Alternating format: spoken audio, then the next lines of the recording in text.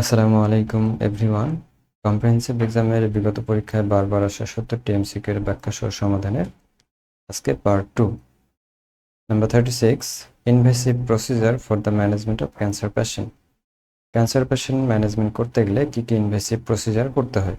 সঠিক উত্তর বায়োপসি এবং ডেব্রিটমেন্ট। অর্থাৎ যে প্রসিজারগুলো করতে গেলে শরীরের ভেতর থেকে টিস্যু বের করতে হয় কিংবা কোনো কাটাছেঁড়া করতে হয়, সেই প্রসিজারগুলোকে বলা হয় ইনভেসিভ প্রসিজার। এখানে বায়োপসি এবং ডেব্রিটমেন্ট করতে গেলে শরীরের ভেতরে প্রবেশ করতে হয়। সঠিক উত্তর এ এবং বি। নাম্বার 37, নন প্রবাবিলিটি স্যাম্পলিং আর কোনগুলো নন প্রবাবিলিটি স্যাম্পলিং এর অন্তর্ভুক্ত? আমরা জানি স্যাম্পলিং মূলত দুই ধরনের, প্রবাবিলিটি আর নন প্রবাবিলিটি। এখানে নন প্রবাবিলিটির মধ্যে আছে quota sampling, convenient sampling and snowball sampling. আর স্ট্র্যাটিফাইড এবং সিস্টেমেটিক স্যাম্পলিং হচ্ছে প্রবাবিলিটি স্যাম্পলিং। সঠিক উত্তর এ, বি, ডি। এখানে আরো কিছু টাইপস দেয়া আছে probability and non probability sampling এর। Number 38, most common causes of nutritional anaemia. Nutritional অ্যানিমিয়ার কমন কারণ কি কি জানিস? সঠিক উত্তর ফলিক অ্যাসিডের অভাবে হতে পারে, ভিটামিন B12 ডেফিসিয়েন্সির কারণে হতে পারে এবং আয়রন ডেফিসিয়েন্সির কারণে হতে পারে।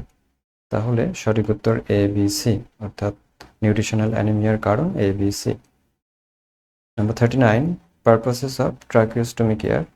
ট্রাকিওস্টমি মূলত কখন করা হয়? আমরা জানি যখন একটা পেশেন্টের ট্রাকিয়াতে কোনো কিছু ফরেন বডি আটকে যায়, অথবা কোনো টিউমার অথবা ক্যান্সার এ ধরনের কারণে মূলত ট্রাকিওস্টমি করা হয়, যখন পেশেন্ট নিঃশ্বাস নিতে পারেন। তো এই ট্রাকিওস্টমি করার পরে কোন ধরনের কেয়ার দিতে হবে? সঠিক উত্তর মেইনটেন্স এয়ারওয়ে প্যাটেন্সি, যেন এয়ারওয়েটা মেনটেন থাকে, এই জন্য ট্রাকিওস্টমি কেয়ার করতে হবে। প্রমোট ক্লিনলিনেস, কারণ সেখান থেকে কন্টিনিউ মিউকাস সিক্রেশন হয়, যার জন্য সেই জায়গাটা পরিষ্কার করে রাখতে হবে এবং ইনফেকশন প্রিভেন্ট রাখতে হবে। তাহলে সঠিক উত্তর BDE। Acute pain related to, acute pain বলতে কোন পেইনগুলোকে বোঝায়? আমরা জানি অ্যাকিউট পেইন হচ্ছে যেগুলো শর্ট টার্ম, অর্থাৎ কম সময় ধরে থাকে যে পেইনগুলো, সেই পেইনগুলো মূলতকে অ্যাকিউট পেইন বলা হয়। যেমন এখানে আছে ফ্র্যাকচার বোন ফ্র্যাকচারের পেইন, ফ্র্যাকচার সেরে গেলে পেইন সেরে যায়। বোন মাস্টাইটিস, এই পেইনও হচ্ছে অ্যাকিউট পেইন। এবং সার্জিক্যাল ইনসিশন, এটা সার্জারি ভালো হয়ে গেলে পেইন রিমুভ হয়ে যায়। তাহলে যে পেইনগুলো কম সময় ধরে থাকে সেই পেইনগুলোকে মূলত অ্যাকিউট পেইন বলা হয়। সঠিক উত্তর এ, বি, সি। অপরদিকে রিউমাটয়েড আর্থ্রাইটিস এবং লো ব্যাক পেইন হচ্ছে ক্রনিক পেইনের অন্তর্গত। এছাড়া আরও এখানে কিছু পেইন দেওয়া আছে যেগুলো অ্যাকিউট পেইনের অন্তর্ভুক্ত। Number 42, common health problem of school going children. যে বাচ্চাগুলো স্কুল যায় সেই স্কুল গোয়িং চিলড্রেনের ক্ষেত্রে কমন হেলথ প্রবলেম কি কি হতে পারে? সঠিক উত্তর এয়ার ইনফেকশন, কান ইনফেকশন, যেটাকে অটাইটিস মিডিয়া বলা হয়, এবং এছাড়াও respiratory infection, upper respiratory infection হতে পারে। সঠিক উত্তর সি এবং ই।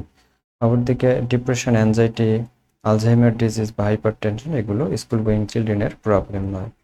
এছাড়া আরও কিছু স্কুল গোয়িং চিলড্রেনের প্রবলেম দেওয়া আছে, যেমন গ্যাস্ট্রোইন্টেস্টাইনাল ইস্যু হয়ে থাকে, অ্যালার্জিক প্রবলেম হতে পারে, ডেন্টাল প্রবলেম হতে পারে, স্কিন কন্ডিশনের কিছু প্রবলেম আছে, এগুলো হতে পারে।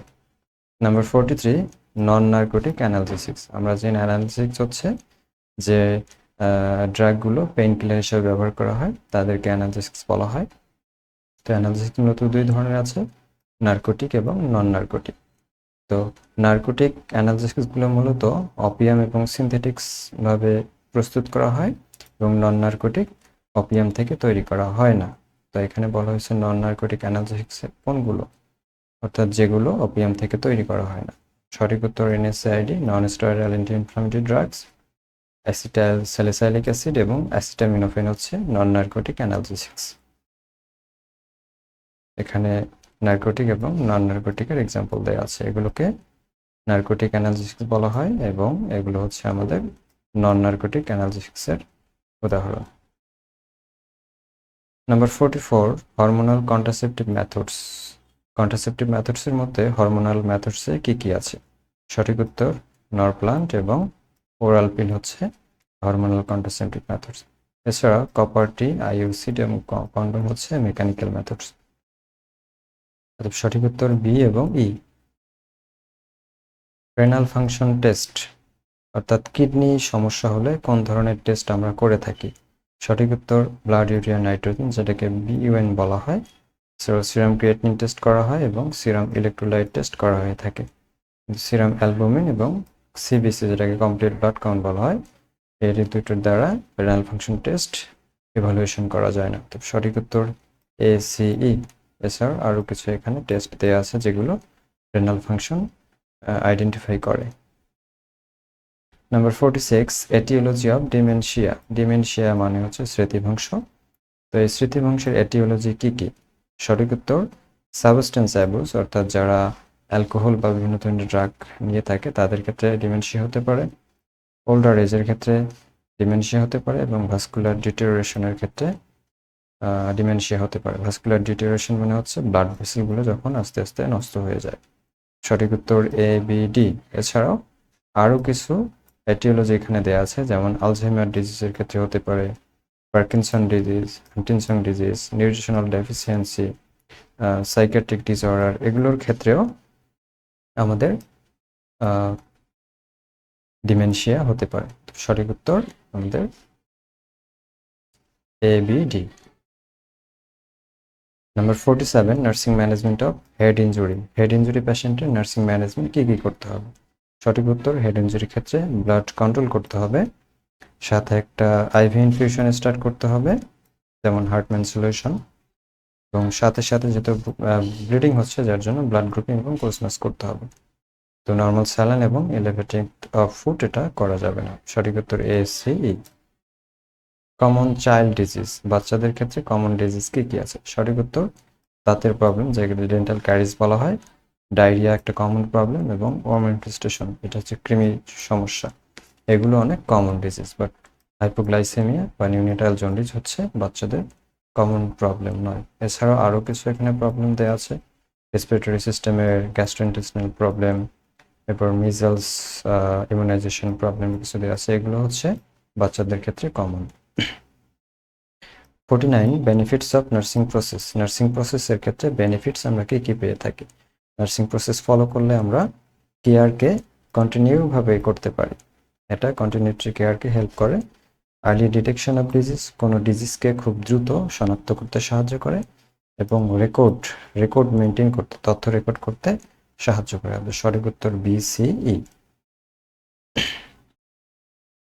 Number 50, social unit. Social unit বলতে আমরা কোনগুলোকে বুঝি? আমরা জানি সোশ্যাল ইউনিট বলতে সমাজের ইউনিট, সেটা হচ্ছে ফ্যামিলি একটা সোশ্যাল ইউনিট, ভিলেজ হচ্ছে একটা সোশ্যাল ইউনিট, এবং পার্সন হচ্ছে সোশ্যাল ইউনিট। সঠিক উত্তর A C E. But status এবং সোশ্যাল বিহেভিয়ার সোশ্যাল ইউনিটের অংশ নয়। Number 51, common sites use to measure body temperature. Body temperature মাপার জন্য কমন সাইট কোনগুলো ব্যবহার করা হয়? সঠিক উত্তর মাউথ, অ্যাক্সিলা এবং রেকটাম কমনলি ব্যবহার করা হয়ে থাকে। মোরাল এবং এথিক্যাল বিহেভিয়ার্স কি কি? আমরা জানি মোরাল এবং এথিক্যাল বিহেভিয়ার্স বলতে বোঝায় যে বিহেভিয়ার্সগুলো একজন মানুষের পার্সোনালিটিকে ফলো করে এবং প্রফেশনালিজমের রুলস রেগুলেশন ফলো করে, সেগুলো হচ্ছে মোরাল এবং এথিক্যাল বিহেভিয়ার্স।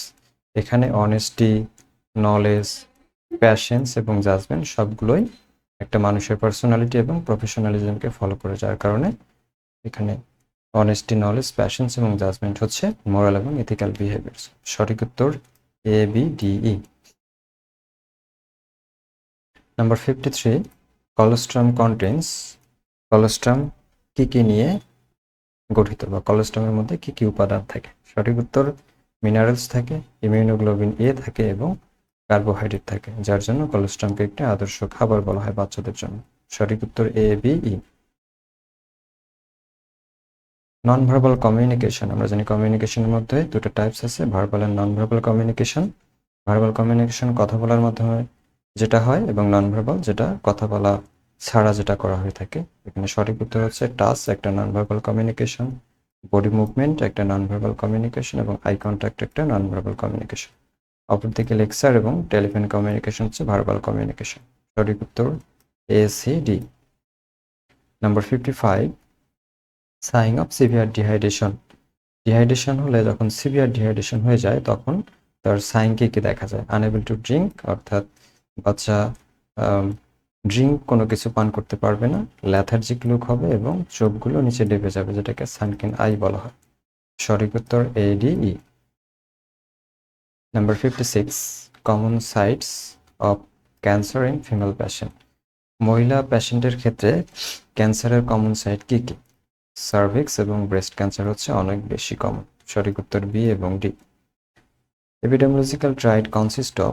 এপিডেমিওলজিতে 3টি উপাদান মিলে একটা ট্রাইড গঠিত হয়, যেটাকে এপিডেমিওলজিক্যাল ট্রাইড বলা হয়। সেই উপাদান 3টি হচ্ছে এজেন্ট, হোস্ট এবং এনভায়রনমেন্ট। সঠিক উত্তর A, B, E. Common sites of ectopic pregnancy. আমরা জানি ইক্টোপিক প্রেগনেন্সি বলতে বোঝায় যখন ফার্টিলাইজ ওভাম ইউট্রাইন ক্যাভিটিতে না থেকে তার বাইরে চলে যায়, তখন সেটাকে ইক্টোপিক প্রেগনেন্সি বলা হয়। এর কমন সাইট হচ্ছে ফ্যালোপিয়ান টিউব সব থেকে বেশি, এছাড়াও অ্যাবডোমিনাল ক্যাভিটিতেও হতে পারে। অতএব কমন সাইট এখানে ফ্যালোপিয়ান টিউব এবং abdominal cavity. Ureter, broad ligament বা ইউরিনারি ব্লাডারে ইক্টোপিক প্রেগনেন্সি হয় না। ব্রড লিগামেন্টে খুব রেয়ার কেস হয়ে থাকে, বাট এখানে কমন হচ্ছে ফ্যালোপিয়ান টিউব এবং অ্যাবডোমিনাল ক্যাভিটি। এছাড়াও এখানে আরও কিছু পার্সেন্টেজ দেওয়া আছে যেগুলোর ক্ষেত্রেও এক্টোপিক প্রেগনেন্সি হয়ে থাকে common site. Ampullary, isthmus, fimbria, interstitial, cornual, cervix, ovary, abdomen. এখানে মোস্ট কমন সাইট হচ্ছে অ্যাম্পুলা অফ ফ্যালোপিয়ান টিউব এবং most dangerous site interstitial coronal. এটা একটু মাথায় রাখতে হবে। Number 59, common STD. এসটিডি হচ্ছে সেক্সুয়ালি ট্রান্সমিটেড ডিজিজ। কোনগুলো কমন এসটিডি বলা হয়? আমরা জানি সিফিলিস, গনোরিয়া হচ্ছে common STD. Colds, fever, cough এগুলো কমন এসটিডি নয়। সঠিক উত্তর এ এবং B. Number 60, common নজোকোমিয়াল infection. নজোকোমিয়াল infection বলতে বোঝায় যে ইনফেকশনগুলো হসপিটাল থেকে ছড়ায়, যেটাকে হসপিটাল অ্যাকোয়ার্ড ইনফেকশনও বলা হয়, সেগুলোকে নজোকোমিয়াল ইনফেকশন বলে। কমন নজোকোমিয়াল ইনফেকশন হচ্ছে UTI, urinary tract infection, respiratory tract infection এবং সার্জিক্যাল সাইট ইনফেকশন। সবগুলোই হসপিটাল থেকে ছড়ায়, যার জন্য এগুলোকে বলা হয় নজোকোমিয়াল ইনফেকশন। সঠিক উত্তর A, C, D. Patient rights for administration of a drug. একটা প্যাশেন্টকে ড্রাগ দিতে গেলে তার কি কি রাইটস আমরা ফলো করব? সঠিক উত্তর রাইট ডোজ। কতটুকু ডোজ পায় সেটা একটা প্যাশেন্টের রাইটস আছে। রাইট টু আইএম নাকি আইভি নাকি ওরাল, সেটা প্যাশেন্টের রাইটস আছে। রাইট টাইম অ্যান্ড ফ্রিকোয়েন্সি, এটা হচ্ছে প্যাশেন্টের একটা রাইটস। সঠিক উত্তর B D E. Sterilisation can be done by. Sterilisation মানে হচ্ছে জীবাণুমুক্তকরণ প্রক্রিয়া। জীবাণুমুক্তকরণ প্রক্রিয়া কিভাবে করা হয়ে থাকে আমরা জানি। পাস্তুরাইজেশন এবং অটোক্লেভিং, এই দুটো হচ্ছে ফিজিক্যাল মেথড। ফিজিক্যাল মেথডের দ্বারা স্টেরিলাইজেশন করা হয় এবং কেমিক্যাল মেথডের দ্বারা, যেটা হচ্ছে এথিলিন অক্সাইড, এটার মাধ্যমে স্টেরিলাইজেশন করা হয়ে থাকে। সঠিক উত্তর A, B, E. Number 63, the parts of small intestine. Small ইন্টেস্টাইনের পার্টস কি কি আছে? Duodenum, jejunum, ileum. বাকি ascending colon and descending colon এগুলো হচ্ছে লার্জ ইন্টেস্টাইনের অংশ। সঠিক উত্তর A, B, C. Number 64, sites of RBC production. RBC production কোন সাইটে হয়ে থাকে? আরবিসি প্রোডাকশনকে আরেকটা এরিথ্রোপয়েসিসও বলা হয়ে থাকে।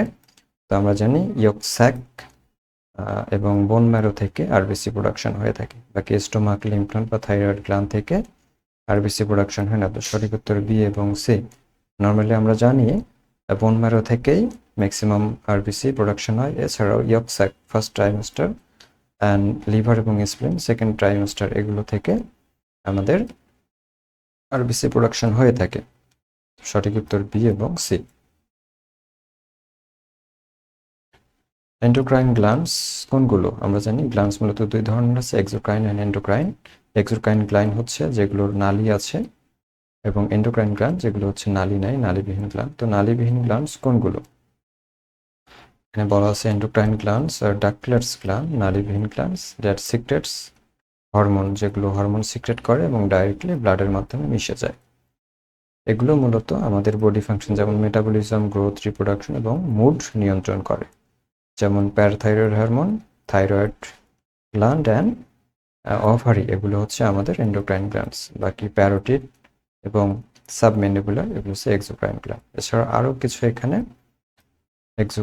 এন্ডোক্রাইন গ্ল্যান্ড দেওয়া আছে, এগুলো pituitary gland, pineal, thyroid, parathyroid, adrenal, pancreas, ovaries, testis, thymus, hypothalamus, যেগুলো থেকে এই হরমোনগুলো নিঃসৃত হয়ে থাকে। সঠিক উত্তর B D E. Indication of oxygen therapy. আমরা কখন একটা মানুষকে অক্সিজেন থেরাপি দেব? যখন একটা মানুষের অক্সিজেন স্যাচুরেশন কমে যাবে কিংবা শ্বাস প্রশ্বাসে কম সমস্যা হবে বা শ্বাসকষ্ট হবে, তখন সেই পেশেন্টকে আমরা অক্সিজেন থেরাপি দেব। যেমন এখানে সঠিক উত্তর হচ্ছে হাইপোভলিমিক শক। যখন একটা মানুষের ফ্লুইড ভলিউম কমে যাবে তখন তাকে অক্সিজেন থেরাপি দিতে হবে। CO poisoning, carbon monoxide poisoning এর ক্ষেত্রে দিতে হবে, এবং মাইক্রোডাল ইনফ্রাকশন হলে আমাদের অক্সিজেন থেরাপি দিতে হবে, কারণ এই তিনটি কেসেই আমাদের শ্বাসকষ্ট দেখা যায়। সঠিক উত্তর এ, সি, ডি।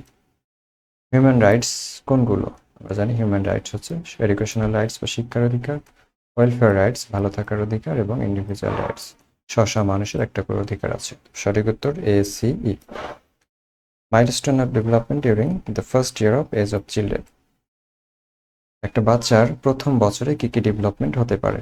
সঠিক উত্তর এক্সপ্রেস লিটল স্মাইল, ছোট্ট করে হাসতে পারে, সে ফিউ ওয়ার্ডস, দু একটা ওয়ার্ডস বলতে পারে, এবং ওয়াক অ্যালোন, একা একা হাঁটতে শেখে। সঠিক উত্তর A, B, D. Number 69, principles of administration, প্রশাসনের মূলনীতি কি কি? সঠিক উত্তর দ্য স্কেলার চেইন, একটা চেইন মেনটেন হবে, ইউনিটি অফ কমান্ড, কমান্ডের মধ্যে ইউনিটি থাকবে, অ্যান্ড ইউনিটি অফ ডাইরেকশনে ইউনিটি থাকবে। সঠিক উত্তর B, C, E. Number 70, indication of mouth care, mouth কেয়ারের ইন্ডিকেশন কখন বা কখন আমরা মাউথ কেয়ার দিয়ে থাকি? সঠিক উত্তর আনকনসিয়াস পেশেন্টকে মাউথ কেয়ার দেওয়া হয়। হাইপারপাইরেক্সিয়া পেশেন্ট, অর্থাৎ যে পেশেন্টের অনেক হাই টেম্পারেচার, তাদের মাউথ কেয়ার দেওয়া হয়ে থাকে, এবং যে পেশেন্টগুলো এনপিও থাকে, অর্থাৎ নাথিং পার ওরাল, মুখে কিছু খাওয়ানো যায় না, তাদেরকে আমরা মাউথ কেয়ার দিয়ে থাকি। সঠিক উত্তর বিডিই। এই মূলত 70টা কোশ্চেন এখানে, যেগুলো বারবার পরীক্ষায় রিপিট হয়েছে, অনেক ইম্পর্টেন্ট কোশ্চেন, যেগুলো আবার প্রিভিয়াস সালে আসার মতো।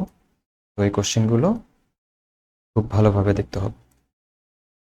আশা করি ভিডিওটি কাজে লাগবে সবার। ধন্যবাদ সবাইকে।